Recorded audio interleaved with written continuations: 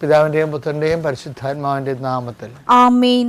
എൻ്റെ പ്രിയപ്പെട്ടവരെ, ഇന്ന് ഒക്ടോബർ 26 ഞായറാഴ്ച, അമ്മേ പരിശുദ്ധമേ, അമ്മേ പരിശുദ്ധമേ, ദൈവമാതാവേ, കൃപാസനത്തിലൂടെ ഞങ്ങൾക്കും ഞങ്ങളുടെ ദേശത്തിനും അമ്മ മധ്യസ്ഥം തേടി തന്ന എല്ലാ അനുഗ്രഹങ്ങൾക്കും കൃപകൾക്കും ഞങ്ങളിപ്പോൾ ഹൃദയം നിറഞ്ഞ നന്ദി പറയുന്നു. അമ്മേ പരിശുദ്ധമേ, അമ്മേ പരിശുദ്ധമേ, ദൈവമാതാവേ, 2004 ഡിസംബർ 7 ഉച്ചകഴിഞ്ഞ് 2:30 കൃപാസനത്തിൽ സംഭവിച്ച അമ്മയുടെ പ്രത്യക്ഷപ്പെടലിനെ കുറിച്ച് തിരുസഭയ്ക്ക് സമർപ്പിച്ചിരിക്കുന്ന പഠനരേഖകളുടെ മേൽ സഭാത്മകമായ പഠനം ആരംഭിക്കുവാൻ ഞങ്ങൾ പ്രാർത്ഥിക്കുന്നു.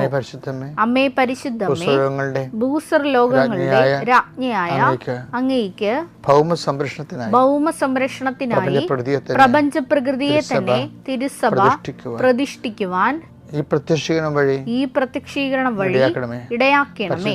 പരിശുദ്ധമേ, ജപമാല മാതാവേ, സകല കൃപാസനം പ്രാർത്ഥനകളോടും ചേർത്ത് ഞങ്ങളിപ്പോൾ പ്രാർത്ഥിക്കുന്ന ഈ കുടുംബത്തിന്റെ പ്രത്യേക നിയോഗം പറമക്കളെ,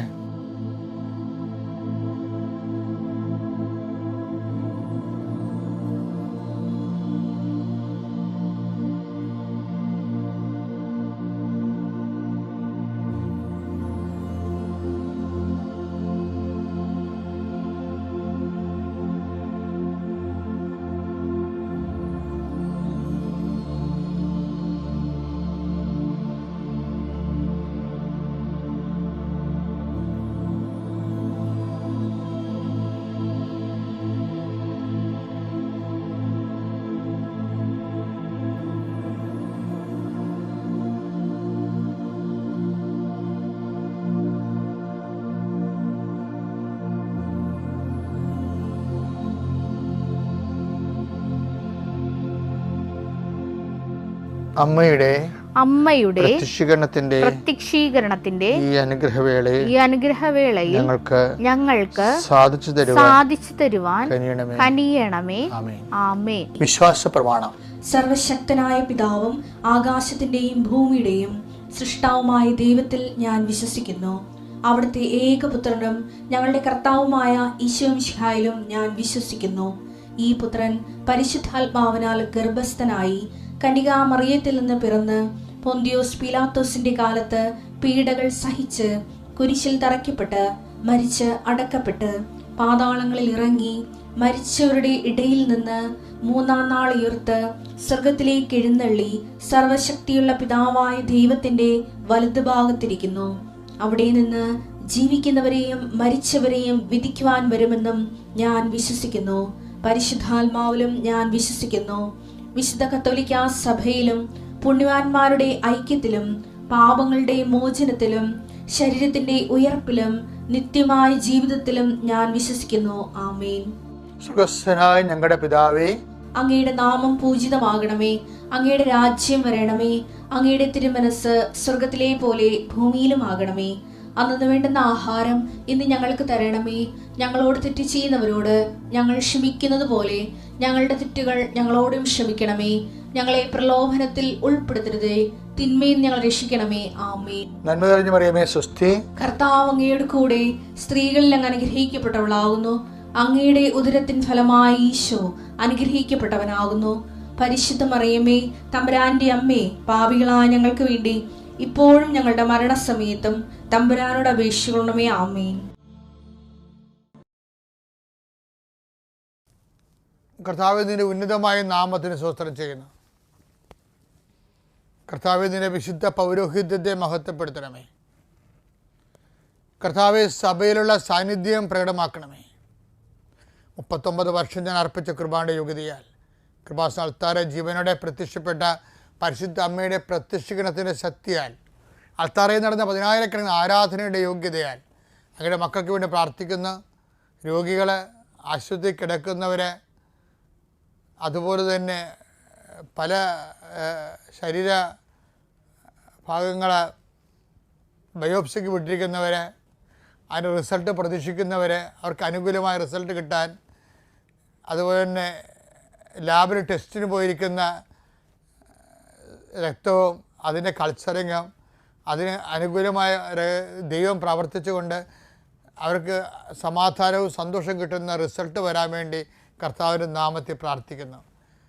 നിങ്ങൾ ഒരു രോഗികൾക്ക് ഒരു ഡോക്ടറിനെ തിരഞ്ഞെടുക്കണം, ആരെ എടുക്കണം, ഏത് ആശുപത്രി പോകണമെന്ന് കൺഫ്യൂഷനുള്ളവരെ നിങ്ങളുടെ ശിരസിൽ കൈവച്ചുകൊണ്ട് അച്ഛൻ ആശീർവദിക്കുന്നു.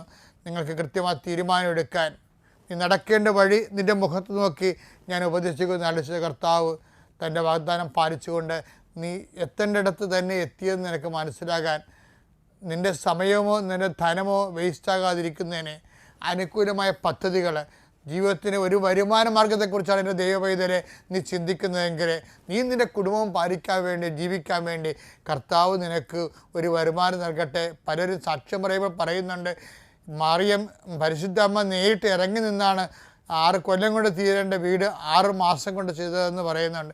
ഇതൊക്കെ പരമ്പരയായി നടക്കുന്ന അത്ഭുത സാക്ഷ്യങ്ങളാണ്. അതെല്ലാം അവകാശമാക്കാനും ഓഹരിയാക്കാനും നിനക്കും കഴിയട്ടെ എന്ന് പ്രാർത്ഥിക്കുന്നു. എൻ്റെ കർത്താവിൻ്റെ ഉന്നതമായ നാമത്തിൽ സഭയുടെ അധികാരത്തിൽ കുരിശിൻ്റെ അടയാളത്തിൽ കുടുംബം അനുഗ്രഹിക്കപ്പെടട്ടെ. നിത്യപിതാപുത്രനും പരിശുദ്ധാത്മാവുമായ സർവേശ്വരനെ നയിക്കുവാമേ.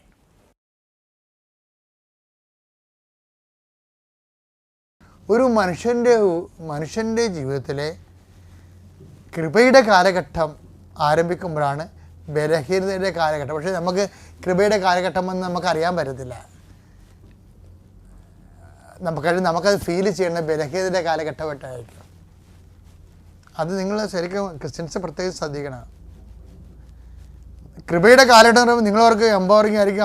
അവിടെ സുവിശേഷ വേല, ഇവിടെ സുവിശേഷ വേല, അവിടെ രോഗശാന്തി, ഇവിടെ രോഗശാന്തി എന്നൊക്കെ പറയുമ്പോൾ ചിലപ്പോൾ അത് ശുശ്രൂഷയുടെ കാലഘട്ടമാണ്. കൃപയുടെ കാലഘട്ടം എന്ന് പറഞ്ഞാൽ പലപ്പോഴും ബലഹീനതയുടെ കാലഘട്ടമായിരിക്കും. എന്താ കാര്യം? ബലഹീനതയാണ് ദൈവത്തിൻ്റെ ശക്തി പ്രവർത്തിക്കുന്നത്. എന്നെ ശക്തനാക്കുന്നതിലൂടെ എനിക്കെല്ലാം ചെയ്യാൻ കഴിയും. റോമായിൽ ചെന്നപ്പോൾ ഞാൻ ഛർദ്ദിച്ച്, ഫ്രാൻസിനെ പറ്റും ഛർദ്ദിച്ച്, എൻ്റെ കൂടെ കൊണ്ടുവന്ന് വിജയകുമാറിനെ പോലും അറിയിച്ചിട്ടില്ല ഞാൻ ഛർദ്ദിച്ച കാര്യം. കഴിക്കണം അപ്പം തന്നെ ഛർദ്ദിച്ച് പോകും.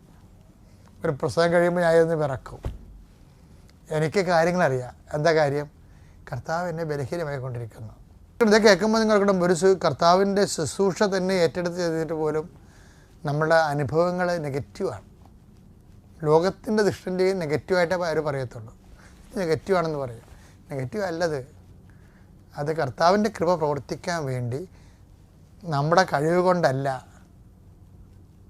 Not by merit but by grace. ഇത് ബൈബിൾ ഫോളോ ചെയ്യുന്നൊരു ഫണ്ടമെൻ്റൽ ഫോർമുലയാണ്. Not by merit but by grace. ഇപ്പം എന്തെങ്കിലും ഒരു പ്രശ്നം ഉണ്ടാകുമ്പോൾ നിങ്ങൾക്ക് ചെയ്യാൻ പറ്റാത്ത രീതിക്ക് വരുമ്പോൾ നിങ്ങൾ ഓർക്കണം. എന്താണ്? ഈ എഫേസ്യൻസ് 2:8 ഓർക്കണം. ഉടമ്പടിയുടെ അടിസ്ഥാന പ്രിൻസിപ്പിൾ അതാണ്. എന്താണ്? Not by merit but by grace. എന്നുവെച്ചാൽ നിൻ്റെ യോഗ്യത കൊണ്ടല്ല, മറിച്ച് കർത്താവിൻ്റെ കൃപ കൊണ്ടാണ്. അപ്പോൾ യോഗ്യതകളുടെ മേലെല്ലാം ഇങ്ങനെ കട്ടിങ് വരും. യോഗ്യതകളുടെ മേലെല്ലാം നമ്മുടെ മെറിറ്റുകളാണ് എപ്പോഴും ഡാമേജ് വരണത്. സർട്ടിഫിക്കറ്റ് പോലും സമയത്ത് സർട്ടിഫിക്കറ്റ് കാണാനില്ല. യാത്ര ഇറങ്ങുമ്പോൾ പാസ്പോർട്ട് കാണാനുണ്ടാകത്തില്ല. അപ്പോൾ നമ്മുടെ നിന്ന് വിശ്വാസപ്രമാണം ചെല്ലും. എന്താ കാര്യം? കുറച്ച് കഴിയുമ്പോൾ പാസ്പോർട്ട് കിട്ടും. അപ്പോൾ എന്തെങ്കിലും ഇഷ്യൂ ഉണ്ടായാൽ പ്രാർത്ഥിക്കുക, എംപവർ ആകുക, പ്രേ ആൻഡ് ഗെറ്റ് എംപവേർഡ് എന്നതിൻ്റെ അർത്ഥം. അല്ലാതെ വിഷയം ഉണ്ടാകുമ്പോൾ ദൈവം കൈവിട്ടെന്ന് പറഞ്ഞുകൊണ്ട് പറയരുത്. എന്തെങ്കിലും വിഷയം ഉണ്ടാകുമ്പോൾ അതിൻ്റെ അർത്ഥം പ്രാർത്ഥിക്കുക, എംപവർ ആകുക. കർത്താവ് ഈ വിഷയത്തിൽ ഇടാൻ ആഗ്രഹിക്കുന്നു. കർത്താവ് നിൻ്റെ കൂടെ സഹസഞ്ചാരരാകാൻ പോകുന്നു എന്നൊക്കെയാണ്. അപ്പോൾ ഈ എന്ത് പോയാലും ശരി വന്നാലും ശരി ഈ ഡയബോളിക് പേഴ്സണാലിറ്റി കർത്താവ് അംഗീകരിക്കത്തില്ല. എന്താ കാര്യം അറിയാമോ? 18:23 സ്വർഗരാജ്യം തന്റെ സേവകന്മാരുടെ കണക്ക് തീർക്കാൻ ആഗ്രഹിച്ച ഒരു രാജാവിന് സദൃശം. കണക്ക് തീർക്കാൻ ആരംഭിച്ചപ്പോൾ 10,000 താലന്ത് കടപ്പെട്ടിരുന്ന ഒരുവനെ അവർ അവന്റെ മുമ്പിൽ കൊണ്ടുവന്നു. അവന് അത് വീട്ടാൻ നിർവാഹമില്ലാതിരുന്നത് കൊണ്ട് അവനെയും ഭാര്യയെയും മക്കളെയും മക്കളെയും അവന്റെ സമസ്ത വസ്തുക്കളെയും വിറ്റ് കടം വീട്ടാൻ യജമാനൻ കൽപ്പിച്ചു. അപ്പോൾ സേവകൻ വീണ് നമസ്കരിച്ചുകൊണ്ട് പറഞ്ഞു. ഡയബോളിക് പേഴ്സണാലിറ്റിയാണ് ആ സേവകൻ. ഇപ്പൊ അവൻ കുറച്ച് ഡയലോഗ് പറയും. എന്താ പറയണത്? സേവകൻ വീണ് നമസ്കരിച്ചു, കവന്നടിച്ച് വീണ് പറഞ്ഞു, പ്രഭു എന്നോട് ക്ഷമിക്കണമേ, ഞാൻ എല്ലാം തന്നു വീട്ടിക്കൊള്ളാം. ആ സേവകന്റെ യജമാനൻ മനസ്സലിഞ്ഞ് അവനെ വിട്ടയക്കുകയും കടം ഇളച്ചു കൊടുക്കുകയും ചെയ്തു. അവൻ പുറത്തിറങ്ങിയപ്പോൾ ഈ സെയിം ആള് തന്നെയാണ്. ഇതാ ഡയബോളിക്. ഒരു വ്യക്തി നാഗവല്ലിയും ഗംഗയും ഞാൻ കഴിഞ്ഞ ദിവസങ്ങളൊക്കെ പറഞ്ഞില്ലേ, നമ്മുടെ ഓരോരുത്തരും ഇത് അഡ്രസ്സ് ചെയ്തില്ലെങ്കിൽ, ഞാൻ നേരത്തെ പറഞ്ഞ എന്താണ്, the spirituality built up on the genuinity. എന്നുവെച്ചാൽ സിംഗിൾ പേഴ്സൺ. ഉടമ്പടിക്കും അങ്ങനെ പ്രശ്നം. ഈ ഡയബോളിക് പേഴ്സണാലിറ്റീസിന് ഉടമ്പടിക്കാൻ പറ്റത്തില്ല. ഇപ്പം 10,000 താരന്ത് കണ്ട ആളല്ലേ. താരന്ത് എന്ന് പറഞ്ഞാൽ എന്താണ്? സ്വർണ്ണ നാണയമാണ്. ധനാറ വെള്ളി നാണയമാണ് ശരിക്കും പറഞ്ഞാൽ. അപ്പോഴേ 10,000 താലന്ത് സ്വർണ്ണ നാണയം ഇളച്ചു കൊടുത്ത ആ ഭൃത്യൻ താഴേക്ക് ഇറങ്ങിയപ്പോൾ തനിക്ക് 100 വെള്ളി നാണയങ്ങൾ തരാനുണ്ടായിരുന്ന അവനെ കണ്ടപ്പോൾ ഇവൻ്റെ മട്ട് മാറി. ഇവന് നാഗവല്ലി പുറത്തിറങ്ങി, അവനെ കഴുത്തി പിടിച്ച് ചിരിച്ച് കണ്ടിച്ച് കളഞ്ഞു. കണ്ടു നിന്ന് അവർ എന്താണ് സംഭവിച്ചത് പറഞ്ഞേ? സംഭവിച്ചതറിഞ്ഞ് മറ്റു സേവകന്മാർ വളരെ സങ്കടപ്പെട്ടു. അവർ ചെന്ന് നടന്നതെല്ലാം യജമാനനെ അറിയിച്ചു. യജമാനൻ അവനെ വിളിച്ചു പറഞ്ഞു, ദുഷ്ടനായ സേവക, നീ എന്നോട് കേണപേക്ഷിച്ചതുകൊണ്ട് നിന്റെ കടമെല്ലാം ഞാൻ ഇളച്ചു തന്നു. ഇതിന്റെ പ്രശ്നം ഈ ജെനുവിൻ അല്ലാത്ത ആളില്ലേ, ഒരേ വിഷയം കടമാണ്. മുകളിലുള്ള 10,000 താലന്ത് കടം, 100 ധനാറ കടം. അപ്പോൾ ഒരേ ആൾ അവിടെ പോയി പട്ടാങ്ങി പറഞ്ഞ് ഇവിടെ വന്നവൻ്റെ കഴുത്തിന് പിടിച്ചു. ഒരേ സെയിം പേഴ്സണാണ്. ഇത് 2 പേഴ്സൺ ഒരാളുടെ ഉള്ളതാണ് വിഷയം. ഈ 2 പേഴ്സൺ ഉള്ള ആൾക്കാരെയാണ് ഈശോ പലപ്പോഴും അഡ്മിറ്റ് ചെയ്യണത്. പൗലോസിൽ യോഹന്നാൻ 2 പേഴ്സൺ ഉണ്ടായിരുന്നു. തീയും എന്തെങ്കിലും ഇറക്കി നശിപ്പിക്കാൻ വേണ്ടി ആ സമരയെ കൊല്ലാൻ പോകുന്നൊരു പേഴ്സൺ ഉണ്ടായിരുന്നു. ഇതുപോലെ തന്നെയാണ് നാഥാനിയലിൽ സിംഗിൾ പേഴ്സണേ ഉണ്ടായുള്ളൂ, യഥാർത്ഥ ഇസ്രയേലിയൻ. ഇവനിൽ കാപട്യമില്ല, ഇവർ 2 പേഴ്സൺ ഇല്ലെന്ന്. ജെനുവിറ്റി, ഇവന് ഹൈപ്പോക്രസി 2 പേഴ്സൺ ഇല്ല. അപ്പം ഉടമ്പടി എന്ന് പറയുമ്പോൾ ലൂർദിൽ വെച്ച് അമ്മ പറഞ്ഞെന്താണെന്നറിയാമോ? ഉടമ്പടി എന്ന് ലൂർദിലെ ധ്യാനത്തിൻ്റെ ഭാഗമാണിത് കേട്ടോ.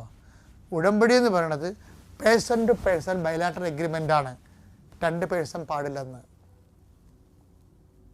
2 പേഴ്സൺ ഒരു വ്യക്തിയിൽ 2 പേഴ്സൺ പാടില്ല. 10,000 താലം ഇളച്ചു തന്ന ആളുണ്ട്. അപ്പം ഞാൻ നിന്നോട് ആ യജമാനൻ എന്താ പറഞ്ഞത്? ഞാൻ നിന്നോട് കരുണ കാണിച്ചതുപോലെ നീയും നിന്റെ സഹസേവകനോട് കരുണ കാണിക്കേണ്ടതായിരുന്നില്ലേ? അതിന്റെ വാക്ക് വായിച്ച യജമാനൻ കോപിച്ച് കടം മുഴുവൻ വീട്ടുന്നത് വരെ 10,000 താലന്ത് എടുത്ത് ഇവന്റെ പഴയ കുച്ചു കൊടുത്ത് കാരാഗൃഹാധികൃതർക്ക് കടം മുഴുവൻ വീട്ടുന്നവരെ അവനെ കാരാഗൃഹാധികൃതർക്ക് ഏൽപ്പിച്ചു കൊടുത്തു. അപ്പോൾ ഈ treatment of the diabolic persons ആണ്. ഇതിനകത്ത് എന്തിൻ്റെ ഭാഗമാണിത്? അനുതപിക്കുക, സുവിശേഷത്തെ വിശ്വസിക്കുക.